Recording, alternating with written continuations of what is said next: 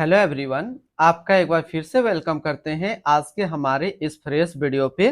तो आज इस वीडियो के अंदर मैं आपके साथ डिस्कस करने वाला हूं JM flexi cap fund diet plan growth के बारे में। इसमें मैं आपसे डिस्कस करूंगा कि ये जो म्यूचुअल फंड है इसने पिछले 1 साल, 3 साल, 5 साल या फिर एनुअल रिटर्न क्या दिया है, आज के डेट में इसका एक एनएबी का प्राइस क्या है, ये कितने स्टार रेटिंग म्यूचुअल फंड है, इसमें आप मिनिमम एसआईपी अमाउंट क्या लगा सकते हैं और इसका फंड साइज क्या है। साथ ही साथ मैं आपसे डिस्कस करूंगा इसके अंदर कौन कौन सा स्टॉक लिस्टेड है और अगर आप इस म्यूचुअल फंड में कुछ पैसा जमा किए होते तो पिछले 1 साल, 3 साल, 5 साल के अंदर आपको क्या रिटर्न देखने को मिलता।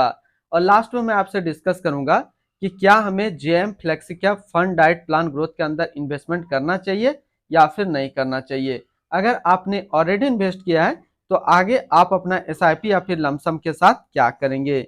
बात करते हैं JM flexi cap fund diet plan growth. ये एक इक्विटी म्यूचुअल फंड है जो कि फ्लेक्सी कैप कैटेगरी के अंदर आता है और ये काफी हाई रिस्क म्यूचुअल फंड है। इसने जो पिछले 1 साल में रिटर्न दिया है वो 68.57% का रिटर्न दिया है।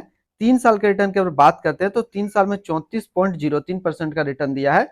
5 साल के रिटर्न की अगर बात करते हैं तो 5 साल में 29.17% का रिटर्न दिया है। और अगर एनुअल रिटर्न की बात करें तो एनुअल रिटर्न है 20.54% का।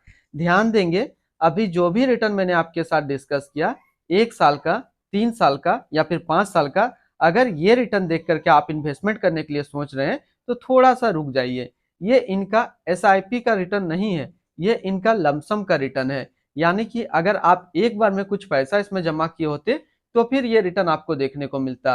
अगर आप एसआईपी के थ्रू इन्वेस्टमेंट करेंगे तो रिटर्न आपको क्या मिलेगा, ये चीज मैं इसी वीडियो के अंदर आपके साथ डिस्कस करूंगा।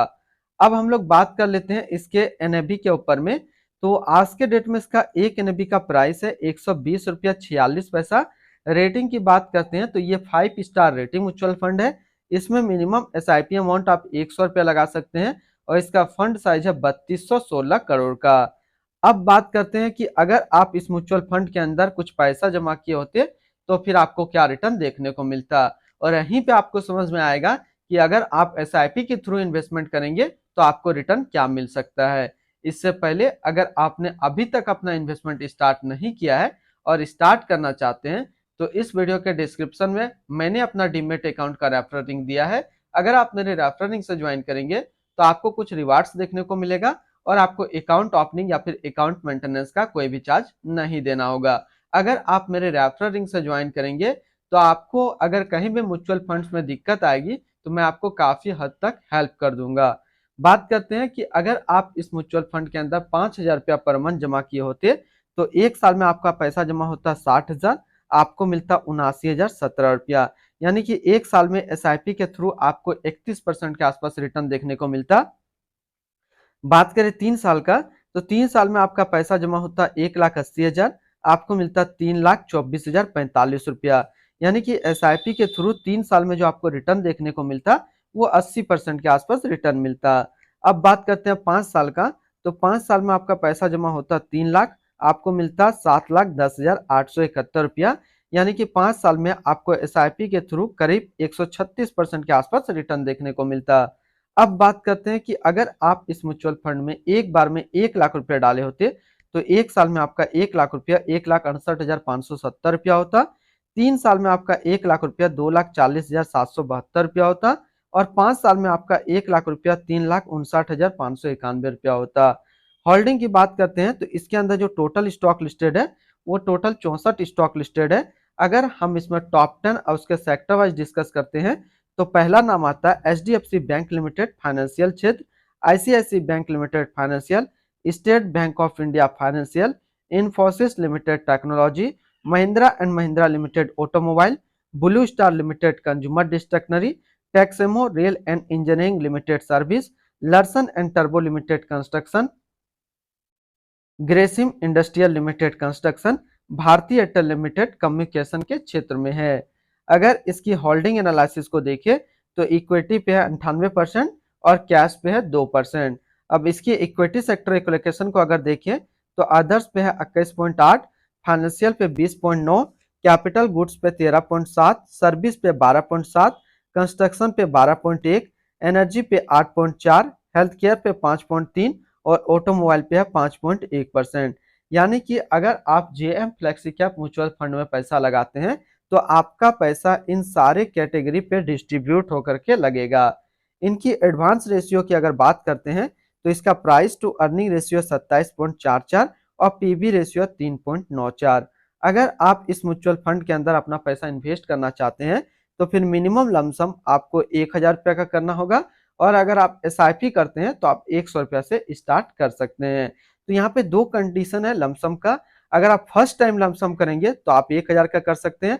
अगर आप सेकेंड टाइम लमसम करना चाहते हैं तो मिनिमम 100 रुपया का भी आप कर सकते हैं।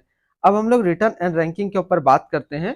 यहीं पे आपको समझ में आएगा कि क्या हमें जेएम फ्लेक्सी कैप फंड के अंदर इन्वेस्ट करना चाहिए या फिर नहीं करना चाहिए। तो सबसे पहले हम लोग बात कर लेते हैं जेएम फ्लेक्सी कैप फंड का जो फंड रिटर्न है उसके बारे में। तो इनका फंड रिटर्न 1 साल में 68.6 है, 3 साल में 34%, 5 साल में 29.2 और एनुअल है 20.5 का। वहीं पे इस कैटेगरी का जो एवरेज रिटर्न होता है यानी कि equity flexi cap mutual fund का 1 साल में 38.5 है, 3 साल में 19.2 है और 5 साल में 20.1 का है। और रिटर्न रैंक की कैटेगरी पे देखेंगे तो ये नंबर 1 पे 1 साल में भी नंबर 1, 3 साल में भी नंबर 1 और 5 साल में भी नंबर 1। यानी कि अगर आप एक फ्लेक्सी कैप म्यूचुअल फंड ढूंढ रहे हैं तो ये सबसे अच्छा विकल्प है। इसके आगे सारे फ्लेक्सी कैप म्यूचुअल फंड कुछ नहीं है, तो आप इसके अंदर अपना इन्वेस्टमेंट कर सकते हैं। अगर आपने ऑलरेडी इन्वेस्ट किया हुआ है तो फिर आगे आप अपना एसआईपी या फिर लमसम को कंटिन्यू रखेंगे, अभी भूल करके भी इसको ब्रेक नहीं करना है। इसके आसपास जो सिमिलर फंड्स है वो हमें नहीं देखना है। क्यों नहीं देखना है?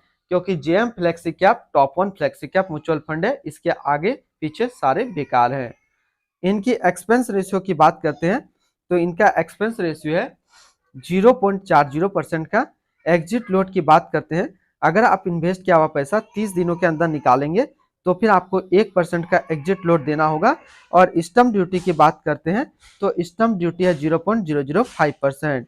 इसकी टैक्स इम्प्लानेशन की बात करते हैं, अगर आप इन्वेस्ट किया हुआ पैसा 1 साल के अंदर निकालेंगे तो जो भी आपका रिटर्न होगा उस पर आपको 20% का टैक्स पे करना पड़ेगा। अगर आप 1 साल के बाद इससे अपना पैसा निकालते हैं और 1 साल में अगर आपका 1,25,000 का रिटर्न बनता है तो फिर आपको 12.5% का टैक्स पेमेंट करना पड़ेगा। यानी कि शॉर्ट टर्म कैपिटल गेन पे आपको 20% का टैक्स पे करना है और लॉन्ग टर्म कैपिटल गेन पे अब आपको 12.5% का टैक्स पे करना है, जो कि पहले 15 और 10 का था। अब हम लोग बात कर लेते हैं इसकी fund house and investment objects को। तो JM financial mutual fund total assist पे इंडिया पे नंबर 32 पे रैंक करता है। इसका टोटल असिस्ट अंडर मैनेजमेंट है 9468 करोड़ का। बात करते हैं JM flexi cap fund direct plan growth. ये एक इक्विटी म्यूचुअल फंड है जो कि लॉन्च किया गया है जेएम फाइनेंशियल म्यूचुअल फंड की तरफ से। संजय कुमार छबरिया अभी इस फंड का करंट फंड मैनेजर है। इस फंड का करंटली असिस्ट अंडर मैनेजमेंट है 9469 करोड़ का और लेटेस्ट ने भी 120 रुपया 46 पैसा। बात करते हैं JM flexi cap fund direct plan growth. ये एक काफी हाई रिस्क म्यूचुअल फंड है। इसमें मिनिमम एसआईपी अमाउंट 100 रुपये का सेट किया गया है और मिनिमम लमसम 1000 रुपया का सेट किया गया है। अगर आप इन्वेस्ट किया हुआ पैसा 30 दिनों के अंदर निकालेंगे तो फिर आपको 1% का एग्जिट लोड देना होगा। और इसकी फंड बेंचमार्क की अगर बात करते हैं तो इसका फंड बेंचमार्क है बीएसई 500 टोटल रिटर्न इंडेक्स। तो आज इस वीडियो के अंदर मैंने आपके साथ डिस्कस किया जेएम फ्लेक्सी कैप फंड के बारे में। तो अगर आप एक फ्लेक्सी कैप म्यूचुअल फंड ढूंढ रहे हैं तो ये आपके लिए सबसे नंबर 1 विकल्प है। आप इसके अंदर अपना इन्वेस्टमेंट बना सकते हैं। तो फिर मिलते हैं हम लोग नेक्स्ट कोई इस तरीके का वीडियो की अच्छी जानकारी को लेकर के।